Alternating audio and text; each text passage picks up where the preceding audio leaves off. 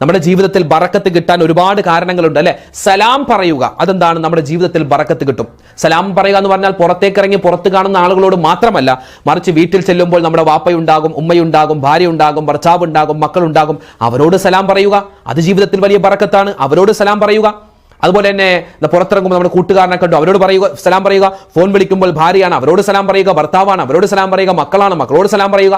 ഇങ്ങനെ സലാം നമ്മൾ ഒരു ജീവിതത്തിന്റെ ഒരു ദിനചര്യയാക്കി കഴിഞ്ഞാൽ നമുക്ക് എന്ത് കിട്ടും? വലിയ ബറക്കത്ത് ജീവിതത്തിൽ കിട്ടുമെന്നാണ്. രണ്ടാമത്തേത് കുടുംബ ബന്ധം ഈ ഒരു ശഅബാൻ മാസത്തിൽ ഊട്ടി ഉറപ്പിക്കുക. ഞാൻ നേരത്തെ പറഞ്ഞല്ലോ, അസൂയയുടെ പേരിൽ, കുശുമ്പിന്റെ പേരിൽ, പരദൂഷണം പറഞ്ഞ്, ഏഷന് പറഞ്ഞ് കുടുംബ ബന്ധങ്ങൾ ഛിന്ന ഭിന്നമായി പോകുന്ന ഒരു കാലമാണ്. കുടുംബ ബന്ധം ചേർക്കുക. ഇല്ലെങ്കിൽ വെറുതെയാണ് ഈ കേൾക്കുന്ന ക്ലാസ് ഒക്കെ, വെറുതെയാണ് നമ്മൾ പങ്കെടുക്കുന്ന മജ്‌ലിസൊക്കെ വെറുതെയാണ്. അതുകൊണ്ട് പരസ്പരം മറ്റുള്ളവരോട് വിദ്വേഷവും അസൂയയും കുശുമ്പും മറ്റുള്ളവരുള്ള ആ ഒരു പകയൊക്കെ എടുത്ത് കള. അതൊക്കെ പിശാചാണ്, അതൊക്കെ ശൈത്വാനാണ്, ശൈത്താന്റെ പണിയാണ്. അതൊക്കെ എടുത്ത് മനസ്സിൽ നിന്ന് കളഞ്ഞിട്ട് നല്ല മനുഷ്യന്മാരായി ഞാൻ ജീവിക്കുക, എന്റെ പ്രിയപ്പെട്ടവരും ജീവിക്കുക. അല്ലാഹു തആല നമ്മുടെ ഖൽബ് നന്നാക്കി തരട്ടെ. ആമീൻ യാ റബ്ബൽ ആലമീൻ. അതുപോലെ പ്രിയപ്പെട്ടവരെ, പരിശുദ്ധമായ ശഅബാൻ ഈ മാസത്തിൽ പരമാവധി എന്നല്ല, ആവതിന്റെ പരമാവധി തെറ്റുകളിൽ നിന്ന് മാറി നിൽക്കുക. കാരണം ഒരു ചെറിയ തെറ്റ് ചെയ്താൽ അതിന്റെ ശിക്ഷ ഇരട്ടിയായി പടച്ചോൻ തന്നേക്കും. അല്ലാഹു കാത്തിരക്ഷിക്കുമാറാവട്ടെ.